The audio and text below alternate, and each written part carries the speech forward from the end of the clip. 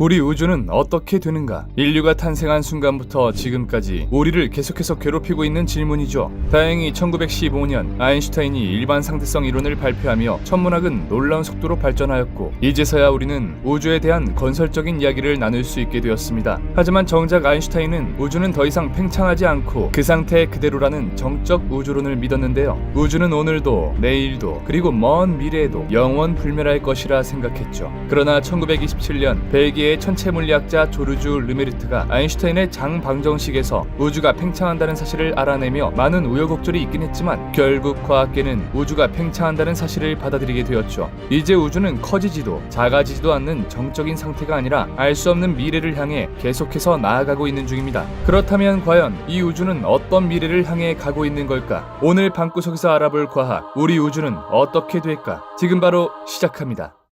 무언가의 시작이 있으면 끝도 있는 법. 우주 역시 예외는 아니었는데요. 빅뱅 이론이 정립된 이후 뉴턴, 아인슈타인, 프레드 호일 등이 믿었던 정적 우주론은 붕괴됐고 그에 따라 나온 빅뱅 이론에 따르면 우리 우주는 어떤 방식으로든 종말을 맞을 수밖에 없습니다. 그렇다면 과연 우리 우주는 어떤 방식으로 종말을 맞을까? 1922년 알렉산드르 프리드만은 아인슈타인의 장방정식에 모든 변수와 인자들을 대입해 우주론에서 이야기하는 우주의 운동에 관한 방정식 프리드만 방정식을 유도해냅니다. 그렇게 탄생한 프리드만 방정식에 의하면 우리 우주의 형태는 밀도계수 오메가가 결정한다고 하는데요. 밀도계수 오메가가 1보다 클 경우, 1과 같을 경우, 0보다 크고 1보다 작을 경우 이렇게 총 3가지 정도로 나뉘어지죠. 다시 말해 우리가 궁금한 우주의 형태는 우주의 밀도에 의해 결정된다는 겁니다. 그래서 만약 오메가가 1보다 클 경우, 쉽게 말해 밀도가 높을 경우에는 정해진 공간 내에 위치해 있는 물질이 많아 중력이 강해지고 중력이 팽창하는 힘을 이겨 닫힌 우주라는 결론이 나오게 되죠. 계속해서 오메가가 1과 같을 경우는 중력과 팽창하는 힘이 거의 평형을 이루어 평평한 시공간을 지닌 열린 우주가, 마지막으로 오메가가 0보다 크고 1보다 작을 경우는 밀도가 낮아 약해진 중력이 팽창하는 힘을 이기지 못해 빠른 속도로 가속 팽창하는 열린 우주라는 결론이 나오게 되죠. 어렵긴 하지만 정리하자면 우리 우주는 이 3가지 형태 중 하나일 것으로 예상되고 있는데요. 이것들 중 어떤 것이 우리 우주의 형태인지는 아직 알 수 없기 때문에 과학자들이 예측하는 우리 우주의 미래도 꽤나 다양한 편입니다. 그럼 차근차근 하나씩 살펴보도록 하죠.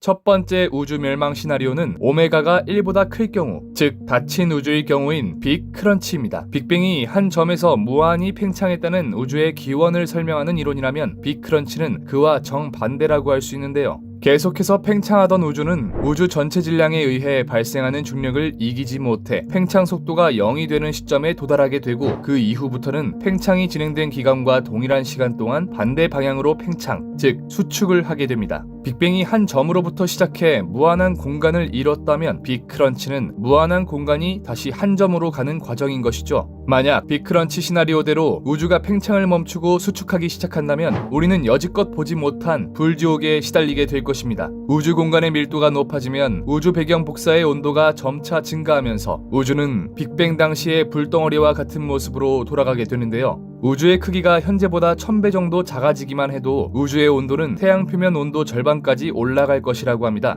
만약 이때까지 누군가가 생존해 있다면 하늘 전체가 태양의 표면처럼 밝게 빛나는 것을 볼 수 있겠죠. 시간이 흘러 우주의 크기가 100만 배 작아진다면 우주에 있는 모든 별들은 뜨거운 온도를 견디지 못해 폭발하게 되고 계속해서 10억만 배 이상 작아지게 되면 온도는 10억 켈빈에 달해 우주의 모든 물질이 양성자와 중성자로 분리될 것입니다. 그보다 더 작아진다면 양성자와 중성자조차 버티지 못할 정도로 온도가 높아져 사실상 우주 모든 물질이 해체되며 우주는 다시 하나의 점으로 압축되며 끝을 맞이하게 되겠죠. 다행히 최근 연구에 따르면 우리 우주가 이렇게 될 가능성은 제로에 가깝다고 합니다. 실제 먼 거리에 있는 1A형 초신성을 관측한 결과 암흑에너지에 의해 우주의 팽창 속도가 느려지기는커녕 점점 빨라지고 있다는 사실이 밝혀졌는데요. 따라서 그에 따른 새로운 종말 이론 역시 존재하고 있었죠. 빅크런치가 우주 전체가 불덩어리가 되어 종말한다는 이론이었다면 빅프리즈는 그와 정반대라고 할 수 있습니다. 빅프리즈는 우주의 팽창 속도가 중력보다 훨씬 빨라 일어나게 되는데요. 우주의 가속 팽창이 지속됨에 따라 우주의 밀도가 한없이 작아지게 되고, 빅크런치와는 반대로 시간이 흐르면서 우주의 온도가 서서히 절대 영도에 다다르며 온 우주는 차갑게 식게 됩니다. 그리고 우주에는 우주의 종말을 받아들이며 서서히 죽어가고 있는 우주의 마지막 항성들만 남아있겠죠. 우주가 워낙 빠르게 팽창한 탓에, 그리고 너무나도 차가운 탓에 우주는 새로운 천체들을 만들어내지 못합니다. 원래 천체라는 것이 탄생하려면 적당히 모인 우주먼지와 가스들이 필요하지만 이제는 그들이 모여있을 수조차 없으니 말이죠. 그렇게 차갑게 식어버린 우주에는 아무것도 보이지 않는 고요함만이 남게 될 겁니다. 빅프리즈 이론은 여러가지 우주 종말 시나리오들 중 가장 유력하게 지지받고 있는 이론으로, 영겁의 시간이 흐른 후 우리는 차가운 우주의 시대를 맞이할 것이라고 예상하고 있는데요. 하지만 우리가 빅프리즈를 몸소 겪기에는 너무나도 많은 시간이 필요할 것 같습니다. 빅프리즈 상태에 접어들기 위해서는 이 우주상에 더 이상 활동하는 천체들이 없고, 그 천체들마저 입자 상태로 분해되어야 하는데요. 우선 우리 지구와 가장 가까운 항성인 태양만 해도 수명이 78억 년 이상 남아있죠. 게다가 태양이 블랙홀 상태에 이르러 사라지기까지에는 3.4 곱하기 10의 67제곱년 정도가 걸릴 것으로 추정되는데, 우주의 역사가 138억 년인 것을 비교해보면 이 시간은 거의 무한대나 다름없게 느껴집니다. 또한 블랙홀의 수명은 질량에 비례하는데, 현재까지 발견된 블랙홀의 질량은 모두 태양 질량 이상으로, 이것들이 증발해 빅프리즈 상태가 오기까지에는 인간의 숫자로는 표현할 수 없을 정도로 긴 시간이 필요하겠죠. 과연 이때까지 우리 인류가 살아남아 있을지는 미지수이지만, 만약 살아남았다면 분명 생존을 위한 방법을 이미 마련해 놨을 겁니다. 하지만 미래 인류에게 모든 것을 맡기고 마냥 손을 놓고 있을 수는 없는 노릇인데요. 왜냐하면 아직 우주 종말 시나리오는 하나가 더 남아있기 때문이죠.